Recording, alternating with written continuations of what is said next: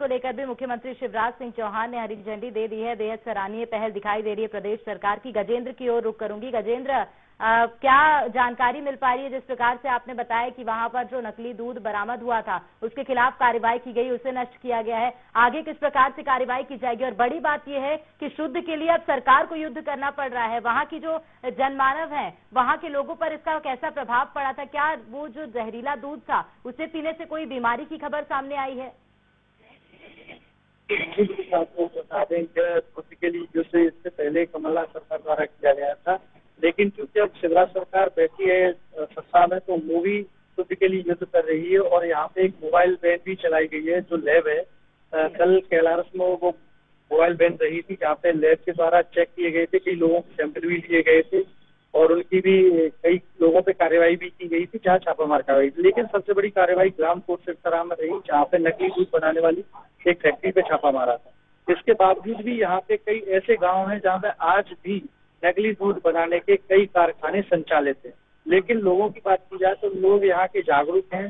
लोगों के लिए जो शुद्ध का युद्ध चल रहा है वो सही है और लोग इसे काफी इसकी सराहना भी करते हैं। लेकिन जो व्यापारी हैं, जो इस धंधे से जुड़े हैं, कालाबाजारी करने वाले, वह लोग कहीं ना कहीं दहशत में आ चुके हैं कल की कार्यवाही।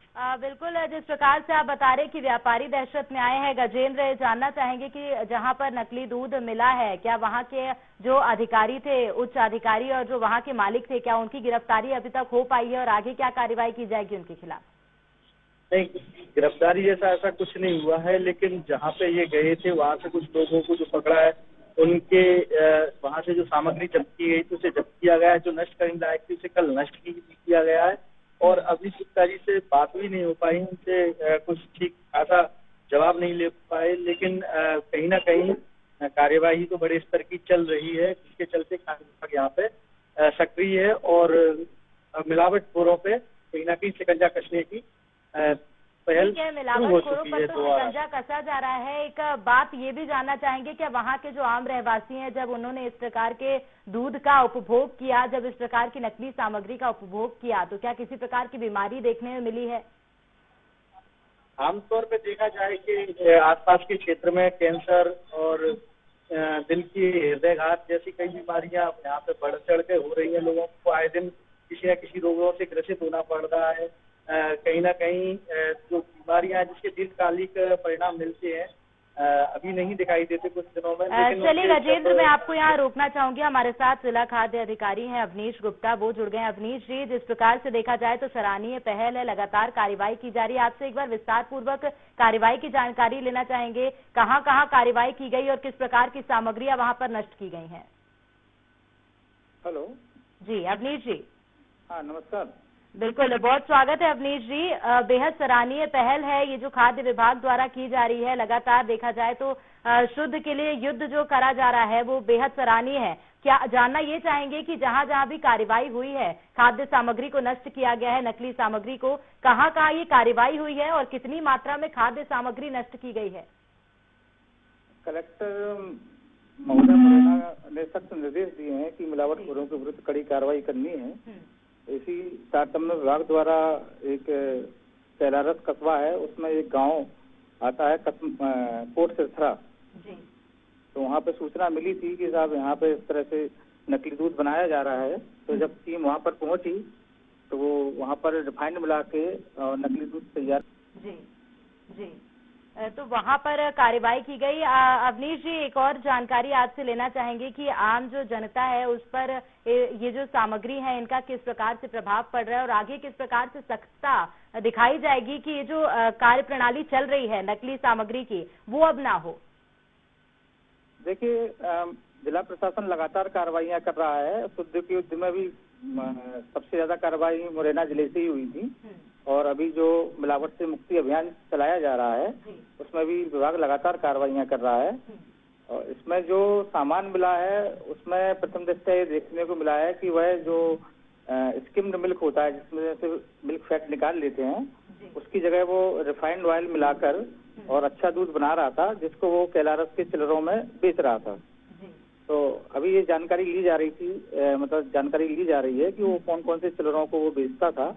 तो उन चिलरों के खिलाफ भी कार्रवाई करने की तैयारी प्रशासन कर रहा है। बिल्कुल अवनीश जी, कार्रवाई तो आगे भी जारी रहेगी। ये जो कमेटी है वो किस आधार पर काम करती है, किस प्रकार की कार्यप्रणाली है जो आपने कमेटी गठित की है खाद्य विभाग द्वारा? कल एक कमेटी गठित की गई है जिसमें अनुभाग स्तर पर जो एसडीएम होता है उनको अध्यक्ष बनाया गया है और उसमें पुलिस जो थाना प्रभारी हैं और खाद्य सुरक्षा अधिकारी है, नापतौल निरीक्षक हैं, नगर निगम के अधिकारी हैं, उनको मिलाकर एक नापतौल विभाग के भी अधिकारी हैं, उनको मिलाकर एक दल का गठन किया गया है और अनुभाग स्तर पर जो शिकायतें प्राप्त होती है उन पर एसडीएम के निर्देशन में ये टीमें कार्रवाई करेंगी। क्या प्राप्त शिकायतों के आधार पर कार्रवाई की जाती है? जो कमेटी है ये लगातार मॉनिटरिंग भी कर रही है एरियाज की और जहां पर भी शिकायत मिल रही है वहां पर तो चलिए कार्रवाई की जा रही है, क्या अलग से भी इनके द्वारा कोई मॉनिटरिंग की जा रही है? एक्चुअली जो शिकायत मिलती है उन पर तो कार्रवाई होती है। इसके अलावा एक मुखबिर तंत्र भी है जहाँ पे गोपनीय सूचनाएं मिल रही हैं और वहाँ पे कार्रवाई की जा रही है। बिल्कुल, बहुत धन्यवाद अवनीश जी। हमारे साथ आकाश जुड़े हुए हैं। आकाश, जिस प्रकार से बताया जा रहा है कि एक टीम गठित की गई है, तो क्या ये टीम जो है वो पूरे मध्य प्रदेश के हर क्षेत्र के लिए गठित की गई है और ये हर क्षेत्र में जाके मॉनिटरिंग करेगी इसी तरह से? जी बिल्कुल प्रेरणा, जो टीम की बात हो रही है जिला स्तर पर जो है जिस तरीके से मामले निकलकर सामने आते हैं उसके बाद जिला स्तर पर ये टीमें कलेक्टर के निर्देशन में बनाई जाती हैं। ये केलारस का मामला है, लेकिन अगर हम पूरे मध्य प्रदेश की बात करें तो जिस तरीके से पूरे मध्य प्रदेश को लेकर जो है मुख्यमंत्री शिवराज सिंह चौहान ने जिस तरीके से दिशा निर्देश जारी किए हैं उसके बाद अधिकारियों का पूरा एक पैनल बनाया गया है और सीधे तौर पर अगर हम बात करें तो सीधे तौर पर ये जो पूरा डिपार्टमेंट है खाद्य विभाग हेल्थ के अंतर्गत आता है और यही कारण है कि हेल्थ विभाग के पीएस को ये पूरी जिम्मेदारी सौंपी गई है। इसके अलावा इसकी मॉनिटरिंग के लिए मध्य प्रदेश के जो मुख्य सचिव हैं इकबाल सिंह बैस, वो लगातार समय समय पर जिला कलेक्टरों से बातचीत करके बैठक करके उनसे जो है तमाम जो कार्रवाई होती है उसका फीडबैक लेते हैं। लेकिन खास तौर पर अगर हम बात करें तो मुरैना की जिस तरीके से बात हो रही है या केलारस की बात हो रही है, यहाँ से बड़ी संख्या में दूध की जो सामग्री है, चाहे हम पनीर की बात करें क्योंकि ग्वालियर चंबल का जो बेल्ट है यहाँ से बड़ी मात्रा में। बिल्कुल आकाश, देखा जाए तो साफ तौर पर ये दिखाई दे रहा है कि सरकार जो है वो मिलावटखोरों पर सख्त है। आगे भी कार्रवाई जारी रहेगी और लगातार कार्रवाई की जा रही है। बहुत धन्यवाद तमाम जानकारी साझा करने के लिए। तो बता दें कि